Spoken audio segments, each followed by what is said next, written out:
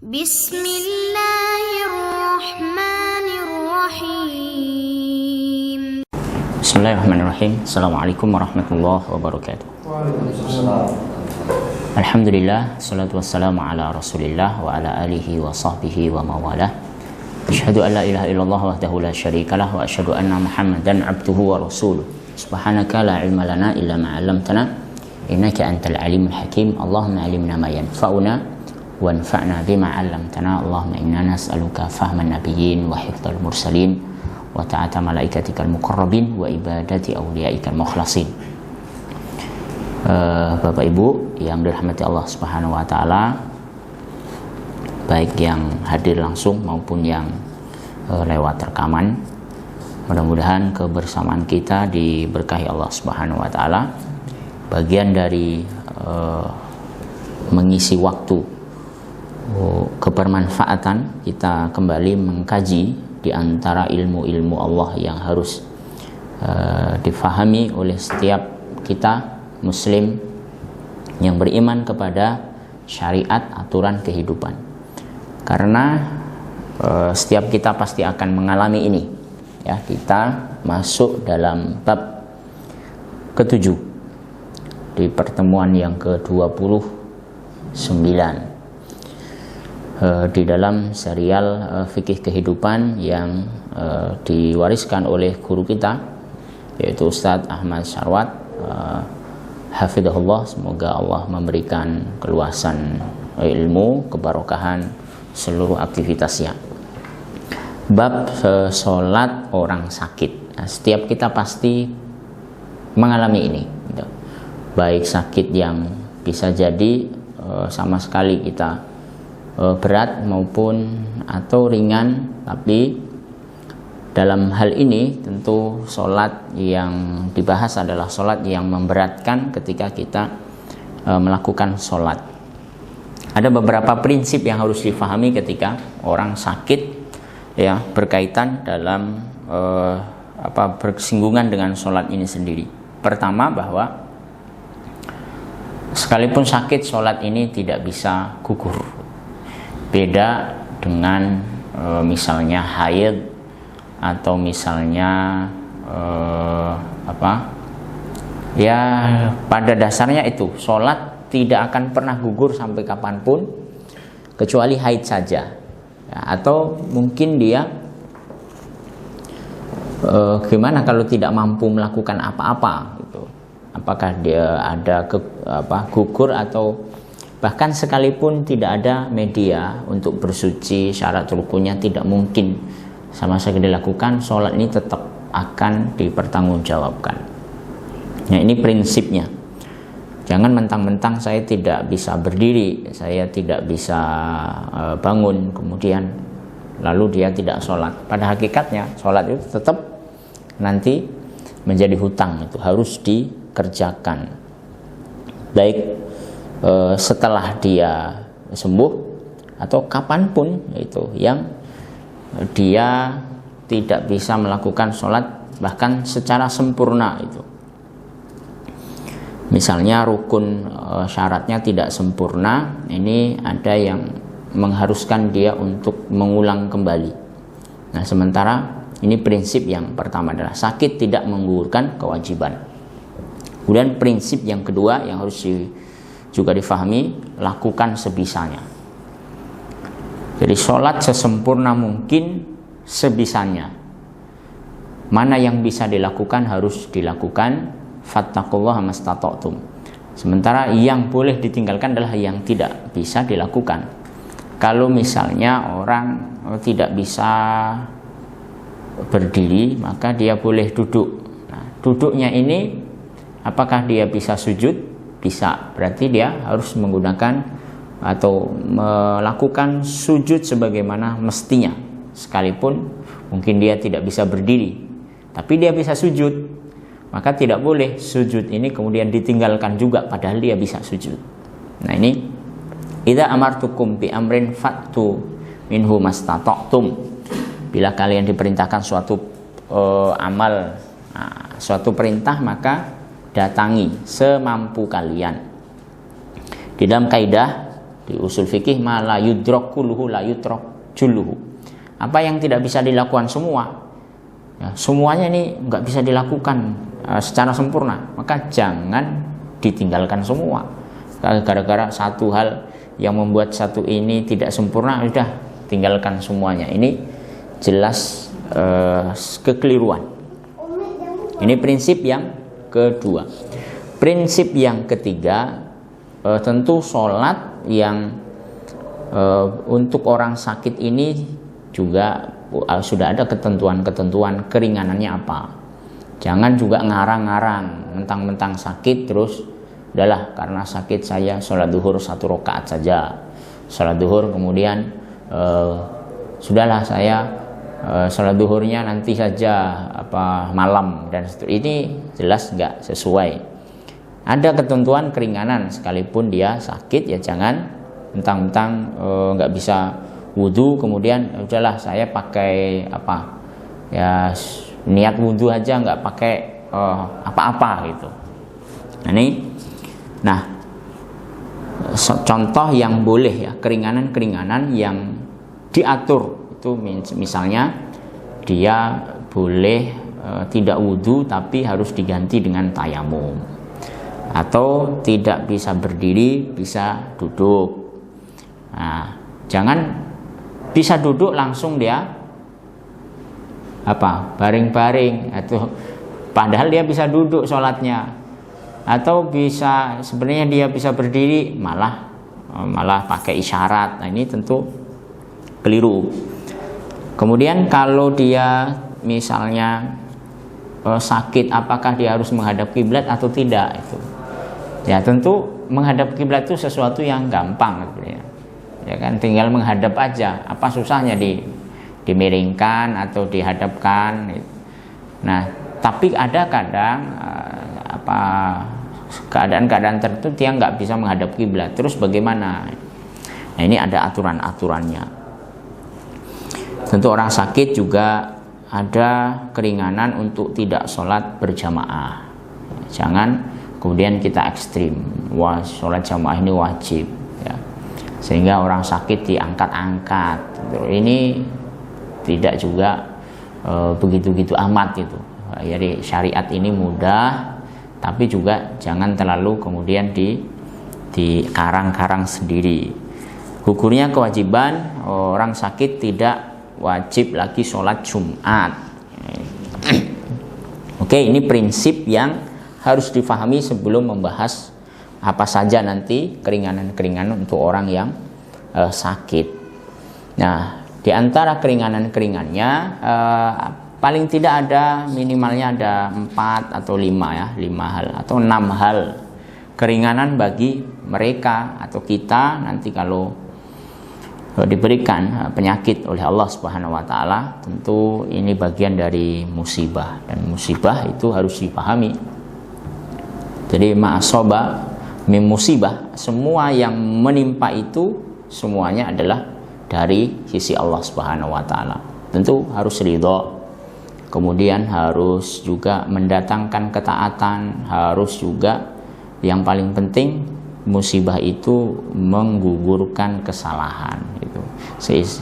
Ya, dia mendatangkan ketaatan, dia juga menghilangkan kesalahan. Jadi ini satu kelebihan justru ketika kita diberikan sakit. Barangkali dosa-dosa yang tidak bisa dihapus kecuali dengan itu, walaupun banyak ya, nanti dosa bisa dihapus dengan amal soleh, dengan taubat, dengan musibah ini yang paling berat. Kalau amal taubat kemudian amal soleh itu kita lakukan dengan mudah ya. Tapi begitu dikasih penyakit, barangkali ketika taubat, ketika kita beramal ya, ittaqillah haitsu ma kunta wa atbi'i as-sayyi'ah al-hasanah. Jadi kebaikan-kebaikan itu ternyata juga enggak sepenuhnya menghilangkan dosa. Misalnya Allah kasih penyakit. Nah, ini keringanan-keringanan apa yang menjadi fasilitas bagi yang sakit. Pertama adalah dalam bersuci. Bersuci hakikatnya kan syarat ya, syarat, dan itu harus. Kalau orang tidak bersuci ya sholatnya ya sia-sia.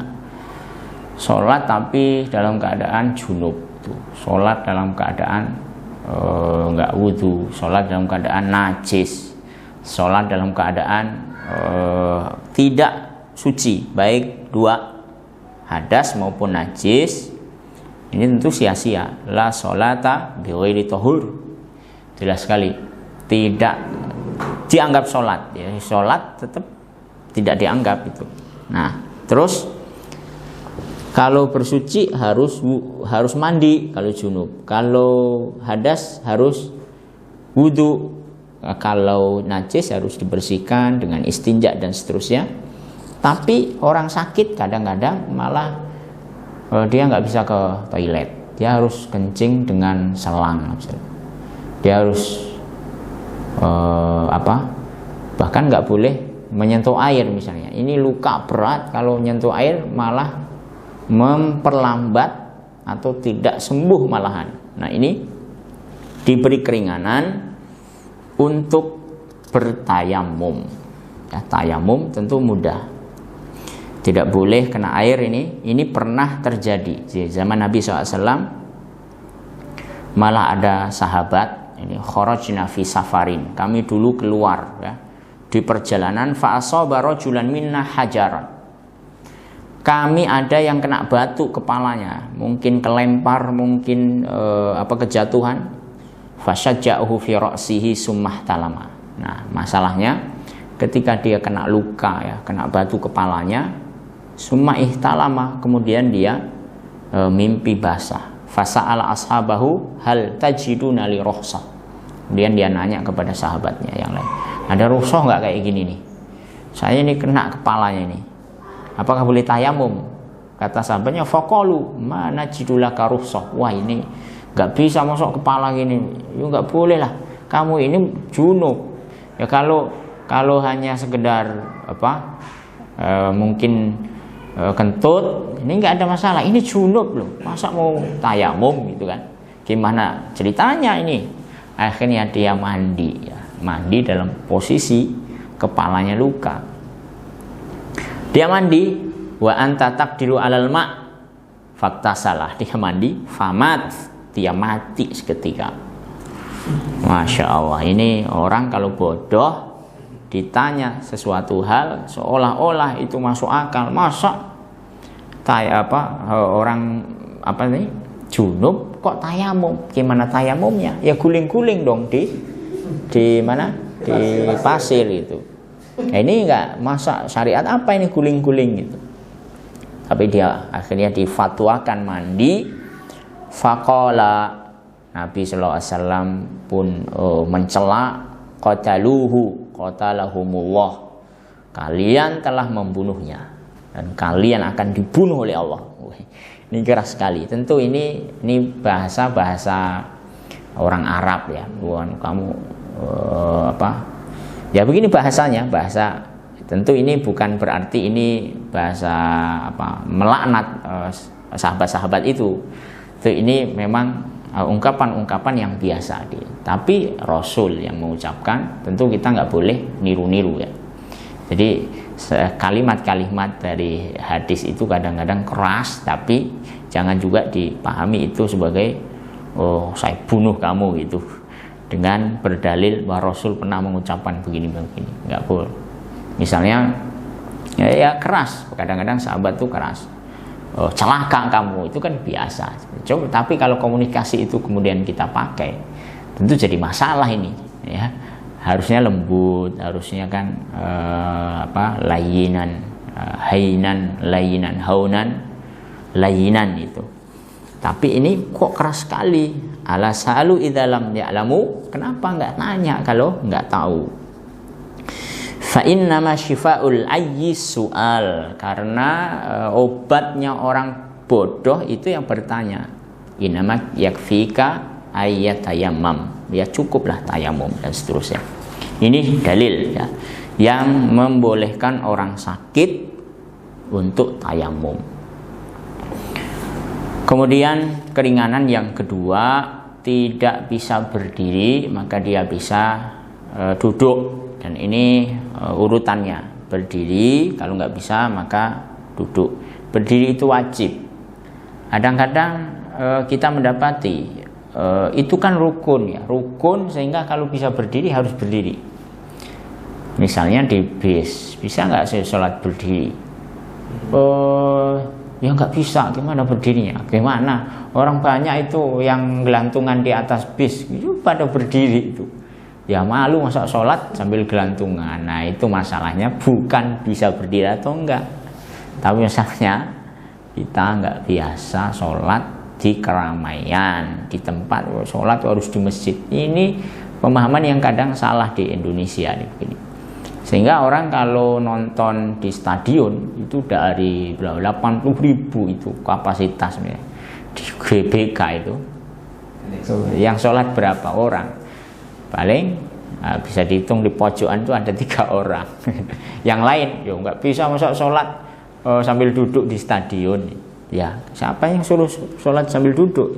Harus berdiri. Orang bisa di stadion seluas itu, orang bisa lari-lari satu lapangan. Kenapa dia sholat duduk? Berdiri itu. Nah termasuk di bis, di pesawat itu bisa berdiri, itu rukun yang harus nggak bisa diganti, kecuali dia nggak bisa lagi. Nggak bisa apa? Lah nggak punya kaki, kakinya apa kena lindes truk misalnya. Ini ya dia duduk. Kalau duduk ternyata berat kepalanya, kemudian badannya mungkin gerak berdarah dan seterusnya, baru dia berbaring.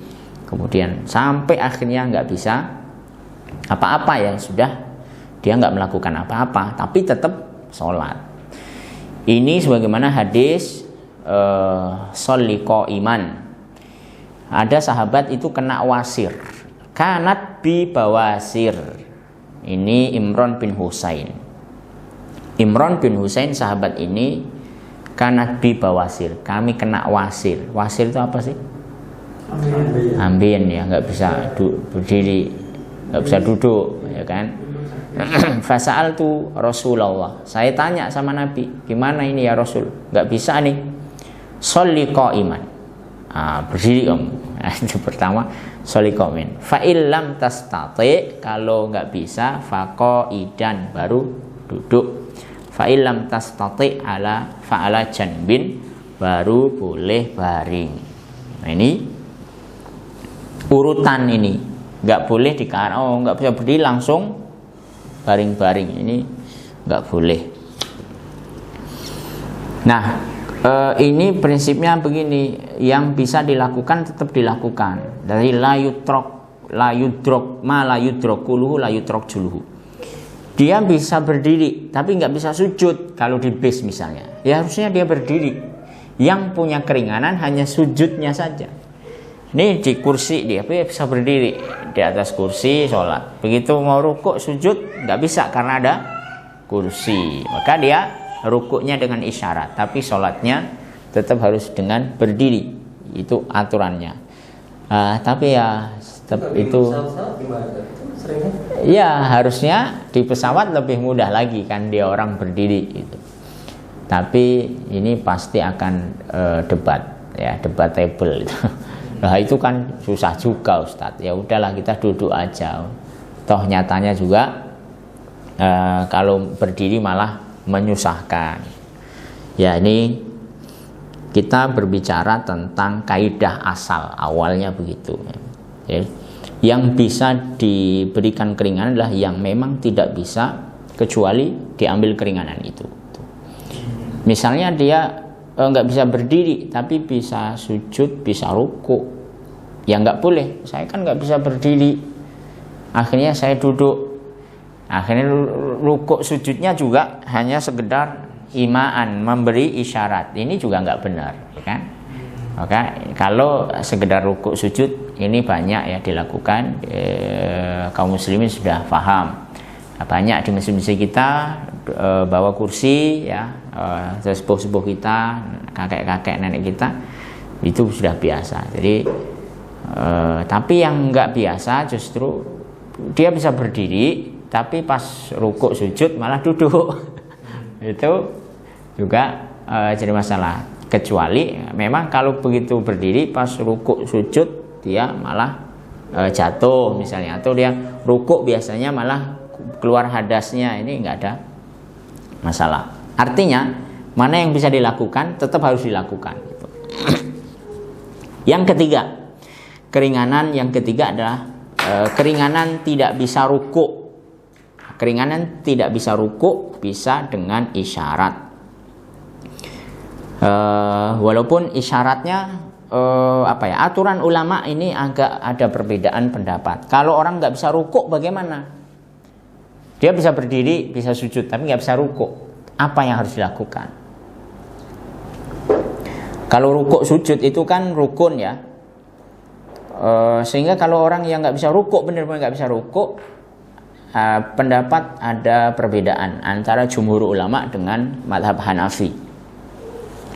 Jumhur ulama mengatakan kalau nggak bisa rukuk maka dia harus mengambil posisi berdiri. Rukuknya dengan berdiri tapi dengan beri isyarat.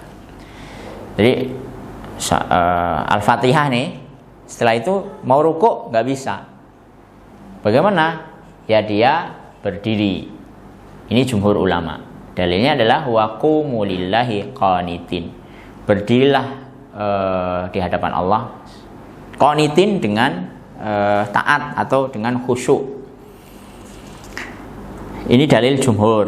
Jadi yang nggak bisa rukuk ganti dengan berdiri. Rukuknya dengan isyarat tapi posisinya berdiri, gitu loh. Sementara di mazhab Hanafi secara otomatis tidak lagi wajib untuk berdiri, ya, sehingga sholat sambil duduk saja. Jadi rukuknya adalah rukuk duduk.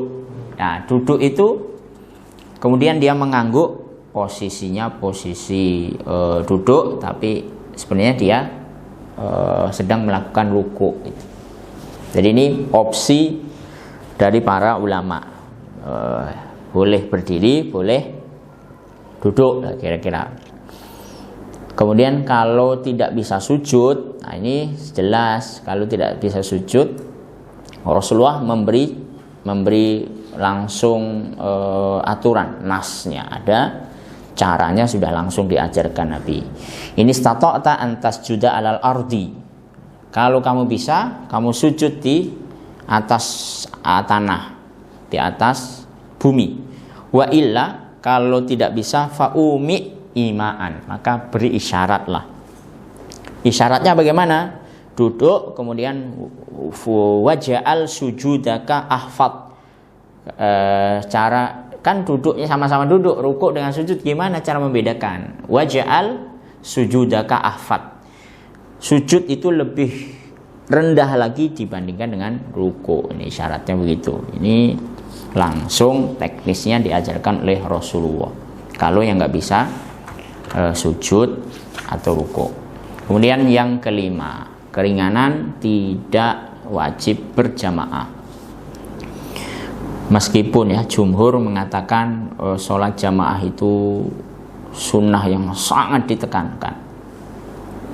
Sekalipun ada yang mengatakan itu wajib, fardu ain, ada yang mengatakan itu bahkan syarat sahnya sholat. Artinya kalau nggak jamaah sholatnya nggak sah. Ini yang ekstrim ya, dari mazhab Dzahiri. Tapi jumhur ini sunnah yang sangat ditekankan. Tapi kalau sakit sama sekali tidak punya kewajiban untuk menghadiri sholat jamaah. Ini diriwayatkan dari Abu Hurairah, atan Nabi rajulun a'ma.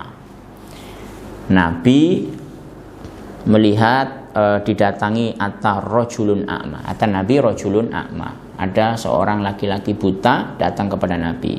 Faqala ya Rasulullah inni laisa liqa'idun yaquduni ilal masjid. Tidak ada yang nuntun saya ke masjid, buta nih.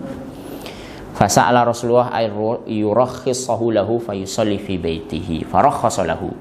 Dia minta rukhsah untuk sholat di rumahnya, boleh, enggak apa-apa. Falamma walla da'ahu. Hal tasma'un nida? Kamu dengar azan ketika kamu pulang? Dikonfirmasi, dengar azan enggak? Dengar. Naam fa'ajib. Nah, di sini dalil. Ya. Orang buta ke masjid. Terus di mana? Nah, jawabnya laisa alal a'ma haraj wala alal maridi haraj wala ala tidak ada bagi mereka orang yang buta, orang yang sakit, haraj, tidak ada dosa. Jadi orang buta di sini konteks ini oke, dia harus ke masjid. Tapi dalam dalil yang lain disebutkan bahwa orang buta laisa alal a'ma haraju wala alal maridi haraj. Orang buta boleh punya keringanan. Ya, ketika butanya betul-betul ini sebagai satu kesusahan tersendiri ketika dia mendatangi masjid. Nah, keringanan yang tidak mendatangi sholat jamaah ini juga disebutkan. Ini dari Tariq bin Syihab. Ana Rasulullah qala mamlukun wa mra'atun wa sabiyun wa marid. Nah, dalil yang menyebutkan bahwa orang tidak wajib mendatangi sholat jamaah ini juga berlaku untuk sholat Jumat. Orang sakit nggak wajib sholat Jumat. Sholatnya apa? Sholat duhur di rumahnya. Bukan tidak wajib ke masjid terus sholat Jumat di rumah. Sholat Jumat itu syarat sahnya adalah berjamaah. Ini keringanan-keringanan ya. Ada 6 keringanan. Lalu apa ketentuan yang harus dilakukan kalau sakit nih? Sholatnya gimana? 1, untuk yang syarat menghadap kiblat itu harus. Kan keringannya apa? Kalau sakit memang menghadap kiblat bisa apa enggak orang sakit itu? Keringanannya di mana? Tetap bisa kan? Nah, hanya caranya nanti bagaimana? Nah, caranya tentu tidak seperti orang sehat. Nah, seorang sakit tetap harus menghadap kiblat. Nah, para ulama ada perbedaan cara orang menghadap kiblat ketika sakit dalam keadaan sholat itu bagaimana caranya? Yang pertama, dia ukurannya adalah dada. Sehingga orang ini disuruh berbaring, kemudian miring. Ini ada jin ini.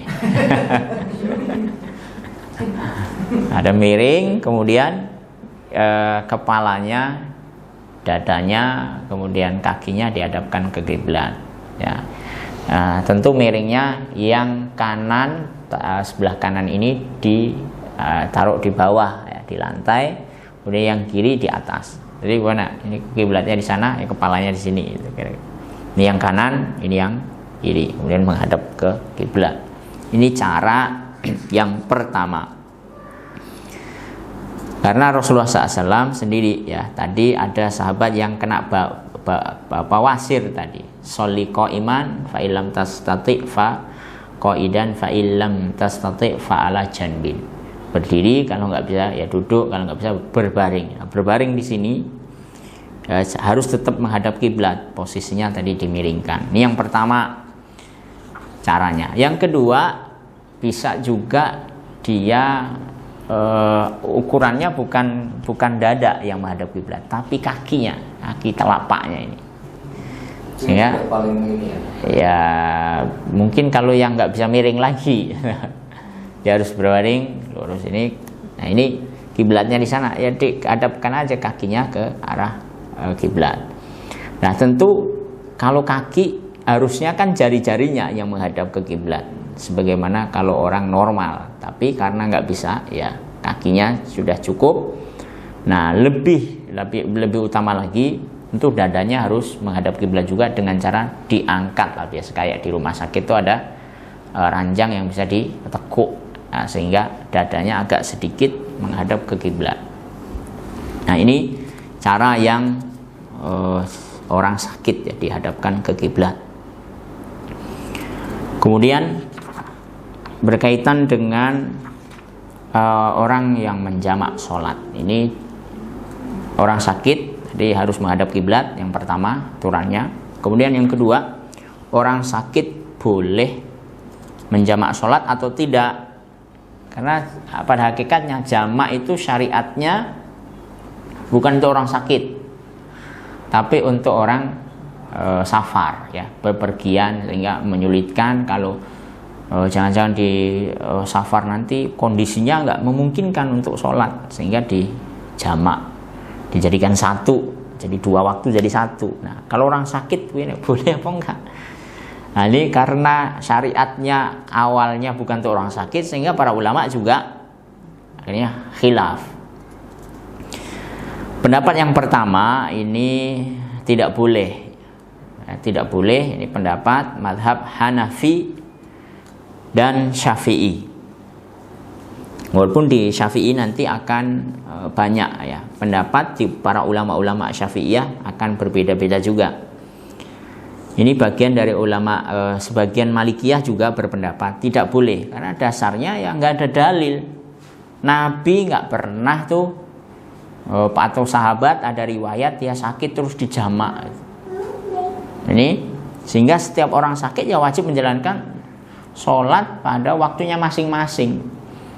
Ini pendapat yang mengatakan tidak ada dalil yang menyebutkan secara tegas itu. Terus apa solusinya? Kalau dia ini susah melakukan 2 waktu, dari zuhur terus asar lagi sholat lagi, dia harus wudhu lagi, dia harus menghadapkan ke kiblat lagi, miring lagi, dengan macam-macamnya.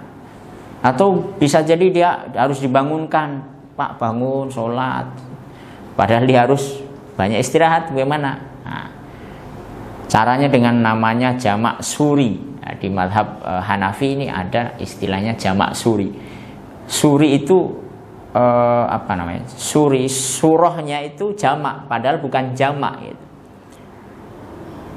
Jadi 1 waktu seolah-olah. Akhirnya begini caranya, zuhur dengan asar itu didekatkan waktunya. Jadi zuhur di akhir, asar di awal, sehingga seolah-olah ini jamak, padahal itu sholat sendiri-sendiri. Ini mensiasati kalau orang ini berat dalam melakukan sholat.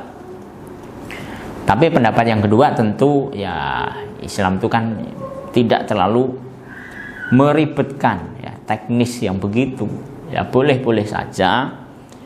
Pada hakikatnya maja'ala alaikum fiddini min haraj. Agama ini bukan untuk menyusahkan orang. Kalau susah ya ngapain disusah-susahin. Ini pendapat di mazhab Hambali, sebagian Syafi'i, bahkan yang resmi mungkin harusnya mazhab Syafi'i itu yang ini yang boleh. Karena di Imam Nawawi ya itu jelas menyebutkan dibolehkan, dan biasanya di mazhab Syafi'i itu yang dipakai orang nomor 1-nya itu ya Imam An-Nawawi, kemudian nanti orang nomor 2-nya itu Imam Ar-Rafi'i. Itu kaidah di dalam mazhab Syafi'iyah. Sehingga kalau sudah Imam An-Nawawi, Ar-Rafi'i kok sepakat, oh itu sudah semuanya harus tunduk dengan pendapat 2 ulama ini. Nah, begitu juga dengan mazhab-mazhab Sayyid Sabiq ya, yang kontemporer hari ini.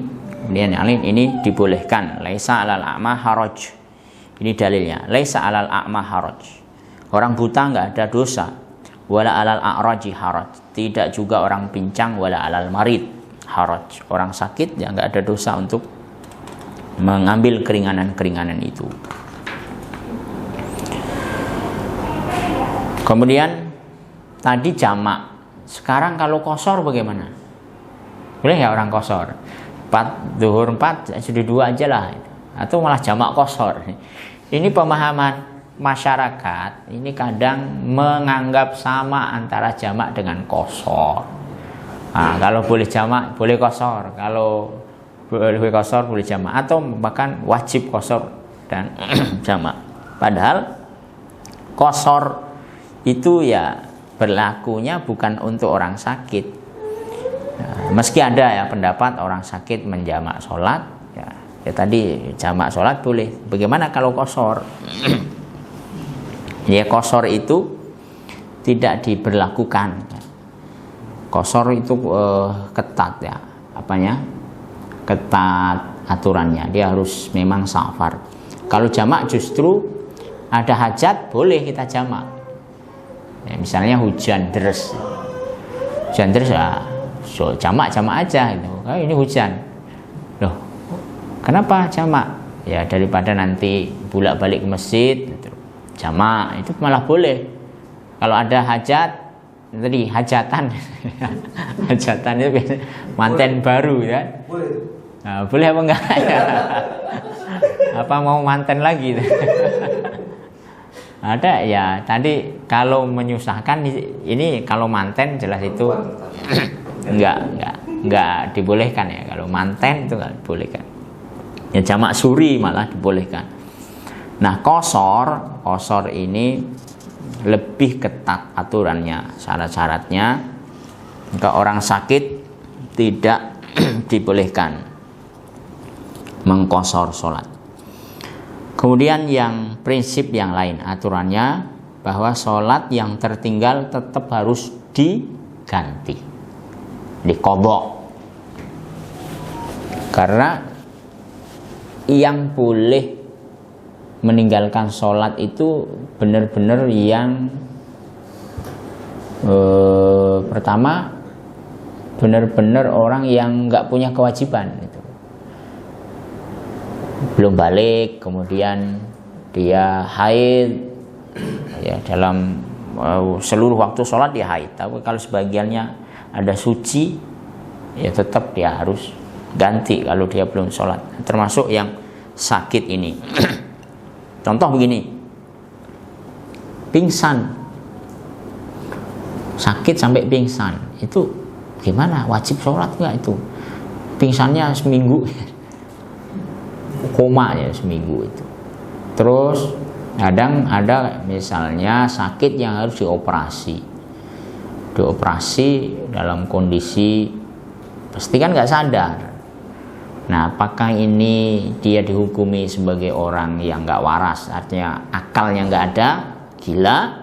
Orang gila nggak wajib untuk sholat, atau ini harus tetap mengganti sholat karena hukumnya dia bukan orang gila, dia waras kok. Terus gilanya itu, kalaupun dia gila itu kan seperti mabuk.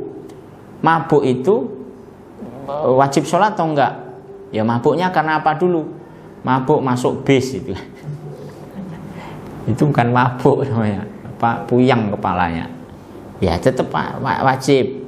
Terus mabuk karena kecuali mabuk apa? Karena ya nggak bisa dihindarkan. Tapi kalau mabuk ya karena dia minum khamr, apa nggak wajib sholat? Nah, sekarang ini pasien sebenarnya kalau nggak disuntik ya nggak ada terjadi apa-apa, karena mau operasi kan disuntik nggak sadar. Nah, setelah sadar apakah wajib mengganti? Ini para ulama sepakat bahwa orang yang pingsan hukumnya sama dengan orang yang tidur, bukan orang yang gila, bukan orang yang nggak waras, tapi orang yang tidur. Sehingga orang yang tidur begitu bangun, saya sudah sholat apa belum? Apa dia nggak wajib? Dalilnya rufi'al kolam ansalasin. Ya enggak, ya orang tidur itu tetap wajib. Sebagaimana orang yang tadi dioperasi, kemudian sakit yang dia nggak sadar, ini harus diganti. Bolehkah orang sakit jadi imam orang sehat? Jawabannya tentu boleh. Ya, para ulama sepakat nih, orang boleh sholat duduk, boleh sholat berdiri. Tentu kalau orang sholatnya duduk, ya hakikatnya ya sama ya dengan orang yang berdiri. Dari sisi nilai, dari sisi fadilah, dari sisi semuanya sama. Kalau duduknya itu disebabkan karena dia tidak bisa berdiri. Nah, tentu ini tidak juga membedakan hukum.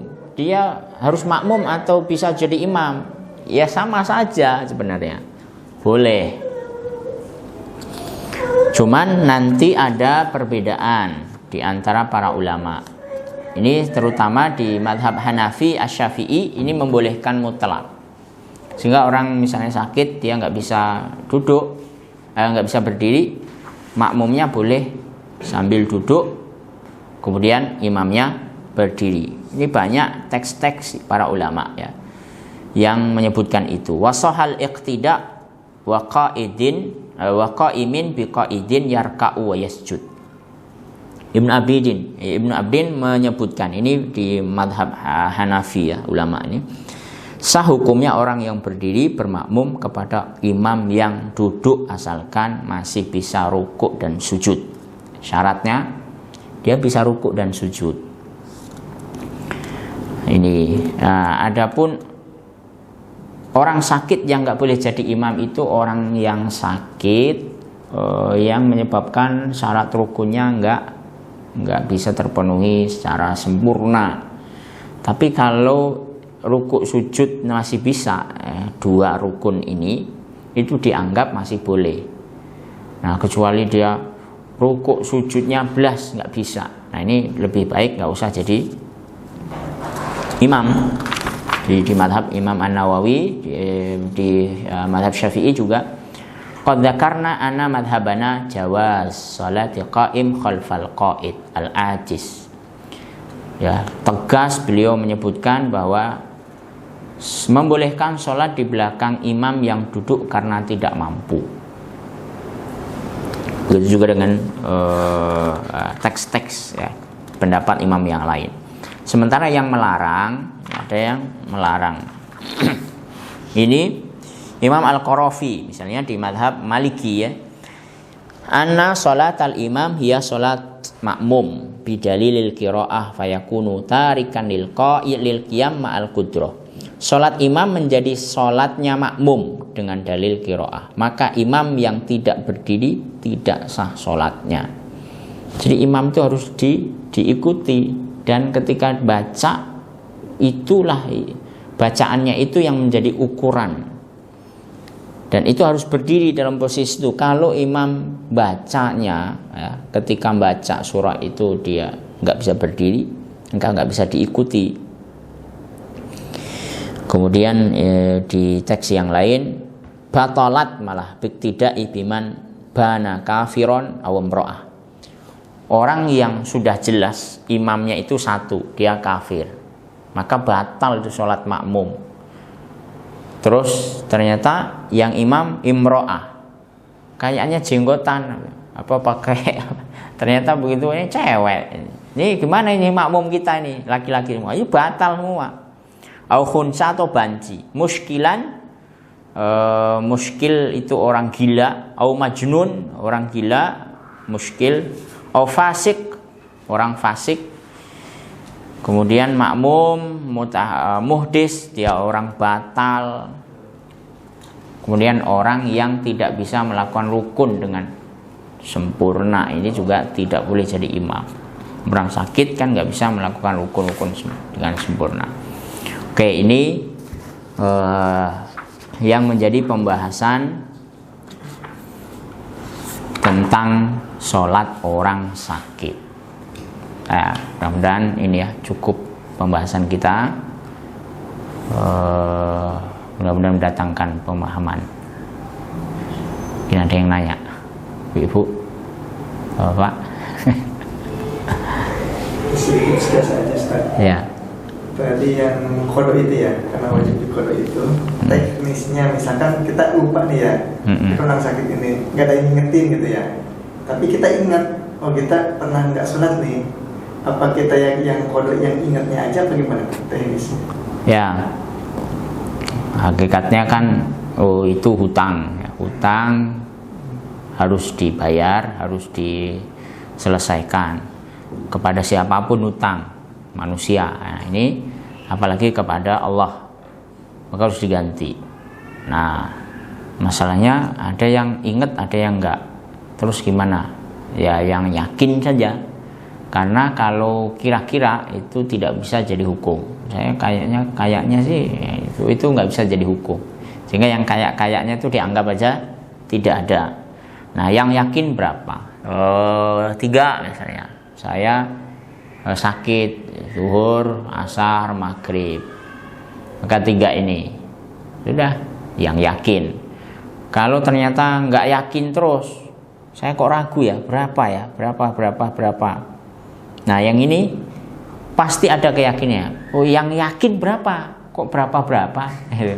Kayaknya sih ragunya pasti 3, tapi yakinnya 4. Ya 4 gitu. Jadi yakinnya berapa? Kalau yakin saya nggak pernah ninggalin sholat, ya sudah nggak usah qadha. Caranya bisa teknisnya. Pokoknya 3 sekaligus. Zuhur, asar, maghrib pas ingat. Ini karena siapa yang lupa, manasya an sholat falyusolliha idza dzakara. Kalau yang lupa pas ingat langsung sholat. Tapi ada yang berpendapat ya nggak bisa gitu, karena sholat itu alal mu'minina kitaban mauquta, dan waktunya udah jelas. Zuhur ya nggak bisa, pas saya ingat isya, habis isya baru ingat. Masa mau sholat zuhur? Ya besok lah, nunggu zuhur. Asarnya besok, nunggu asar. Nah, kalau isya, ini kemarin atau sekarang masih waktu isya, ya boleh gitu. Itu teknis mengqadhanya, waktunya, dan harus sesuai urutan, tentunya urutan. Nggak boleh asar dulu terus zuhur. Nah, walaupun dibolehkan karena itu sudah keluar waktunya, jadi ya bebas-bebas saja. Yang penting sholat lah. Wallahu a'lam. Lama ya Ustaz, Ya. Mungkin kelewat ya. Kalau misalnya yang sakit itu kan dalam kondisi masih lemah gitu kan, biasa harian atau 2 hari kayak gitu, terus udah ketemu nih nggak lemahnya, jadi itu semuanya dikodok ya 10 waktu itu. Ya. Di waktu memang ya udah enakan kayak gitu. Ya. Ya 10 waktu ya tadi, boleh langsung 10 atau boleh nunggu besok 2 hari, berarti kalau 10 kan gitu. Di kodoknya itu tapi nggak bisa dikosor juga, dipendekin gitu. Ya nggak bisa. Apalagi dia sudah sehat ya. Ini niatnya kodok ya, apa sih, bukan jamak, bukan kosor. Bukan kosor ya. Kodok aja gitu. Kodok aja, pokoknya ganti aja. Saya sholat zuhur kemarin saya tinggal itu. Itu kodok. Misal masih kondisinya lemas-lemas tapi dia sadar, itu boleh ya saya niatin kodok aja kayak gitu nanti. Iya. Gitu. Terus kalau untuk wudhunya boleh tayamum misal. Kalau ini, kalau lemes-lemes tadi itu saya niat kodok aja, itu nggak boleh dong.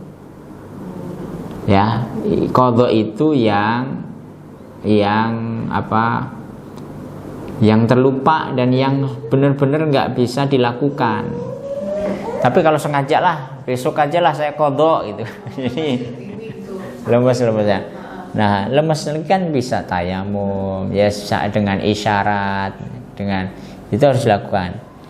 Nah, baru kalau dengan isyarat nih, dia sholat dengan isyarat, baru di sini pembahasannya itu harus dikodok lagi nggak itu. Nah, itu nanti pembahasan para ulama lagi berbeda. Ya karena dia sakit ya nggak perlu diganti.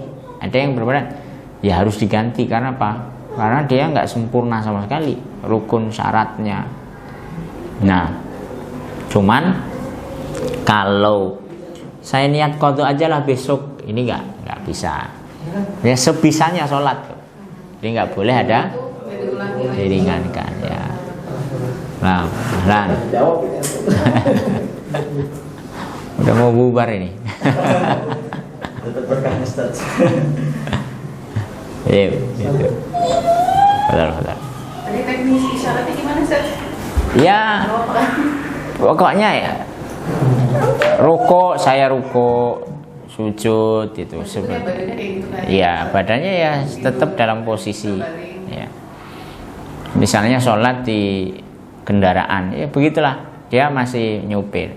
Pertanyaannya, boleh nggak sholat nyupir mobil. Nggak boleh. Sholat sambil nyupir mobil. Ya kan, Rasul tuh sholatnya nyupir onta apa makmum apa bonceng ke onta? Nyupir. Sekarang nyupir mobil gimana? Lagi macet gitu Ya, lagi macet gitu kan. Boleh atau enggak? Lah memang onta kalau enggak disupirin onta kan, disupirin juga. Atau pakai motor sholat. Nah, ya saya pernah itu di Madinah ya sama Syekh ya rupanya lagi sholat itu.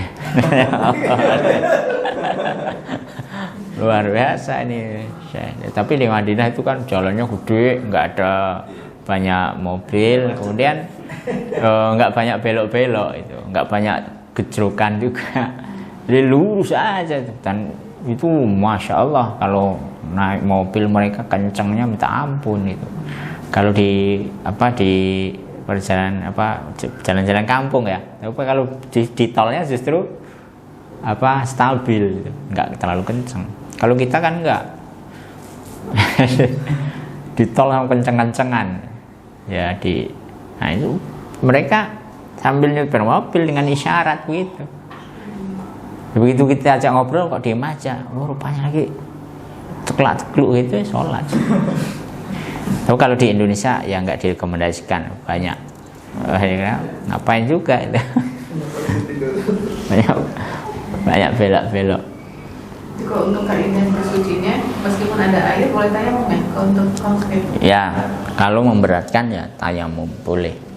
Berat tuh berarti turun dalam kondisi sakit seperti itu harus turun, dia angkat, dipapah, ini kan berat. Sekalipun kalau pakai air sebenarnya mungkin nggak ada masalah ya, karena bukan luka kan. Kalau luka mungkin ya bermasalah kalau kena air. Tapi turunnya mengambil kemudian melepas, kemudian pakai ini kan apalagi pada selangnya seterusnya, ini berat ya, itu tayamum. Kalau nggak bisa ditayamumkan, diambilkan, ini bisa. Satu lagi tadi, jadi yang jamak kosor itu boleh nggak safar itu? Safar. Asar itu. Ada niat Safar boleh, safar. Ya jamak kosor, safar. Hanya nanti pas di perjalanan, jangan pas di rumah. Mau belum berangkat atau sudah sampai rumah kadang. Nanti aja lah, sholat di rumah aja jamak kosor. Tapi udah sampai rumah, itu safarnya udah habis. Di situ yang banyak ya, orang melakukan itu. Karena sampai rumah itu sudah bukan safar lagi. Ustaz. Ini sering ditanya juga sama istri gitu, saya juga bingung jawabnya. Ketika mau melahirkan itu kan bukaan ya. Nah itu apakah sudah masuk masa nifas? Belum melahirkan tapi kan masih bukaan 2, cuma kan udah keluar darah tuh. Apakah itu memang masuk masih wajib sholat atau memang sudah tidak wajib sholat? Ini khilaf para ulama ya. Itu sudah dibahas sebenarnya di bab fikih wanita ya. Itu bab toharoh itu. bikin videonya aja. Berarti istri ini ngetes sebenarnya. Ngetes suami. Pertama, apa sih pengertian nifas? Jadi nifas ini para ulama khilaf. Ada yang mengartikan nifas itu darah yang keluar ya, khurujud dam akibal wiladah, setelah melahirkan. Jadi di situ setelah melahirkan. Ada yang mengartikan bahwa nifas itu darah yang keluar bersamaan dengan kelahiran. Ada yang mengartikan darah yang keluar mengiringi kelahiran. Di situ setelah, kalau setelah berarti sebelumnya nggak masuk, itu bukan nifas, jadi harus tetap sholat. Kemudian kalau yang bersamaan, ya pas lahir itulah dimulai dengan nifas. Ada yang mengiringi. Kalau mengiringi berarti kebukaan 2 hari sebelum kelahiran. Kalau itu darah ya, dia wajib atau dia sudah dihukum nifas. Kalau yang 2-3 hari, ini Imam Malik ya, 2-3 hari itu dihukumi sebagai nifas. 2-3 sebelum itu dihukumi nifas. Karena itu yang tadi pertama setelah melahirkan, pendapat pertama. Yang kedua adalah bersamaan dengan kelahiran itu. Kemudian yang ketiga mengiringi kelahiran. Nah, pas mengiringi ya 2-3 hari dihukumi nifas. Nah, kalau kita mau pakai pendapat yang setelah kelahiran, maka yang sebelum kelahiran itu keluar itu belum nifas. Terus darah apa? Haid nggak mungkin. Berarti darah apa itu yang keluar? Istihadhah, penyakit. Tetap wajib sholat. Nggak mungkin bukaan sakit kayak gitu. Ya nanti diganti. Gantinya kapan? 40 hari ke depan. Di qadha. Ya itu ya. Di qadha nanti 40 hari. Tuh.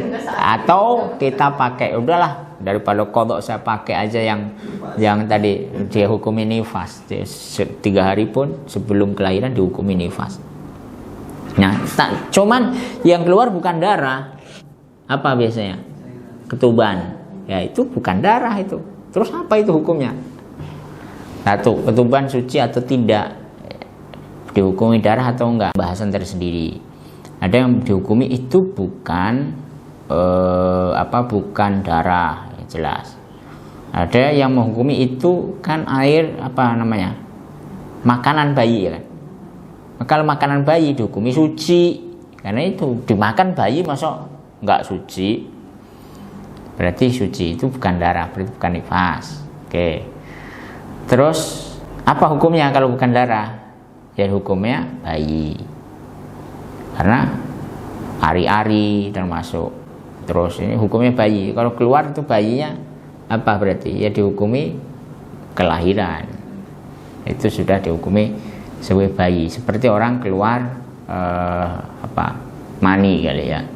Karena bayi itu sebenarnya melahirkan, kalau nggak ada keluar darah, nggak keluar apa-apa, nggak keluar procot, bayi murni 100%, nggak ada darahnya. Gimana? Wajib mandi atau tidak? Wajib mandi, karena bayi dihukumi sebagai air mani. Itu.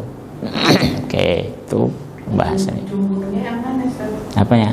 Jumhurnya yang setelah kelahiran.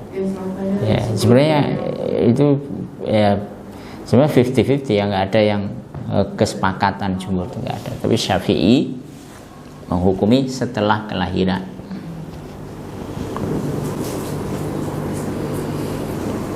Baik, kita tutup ya.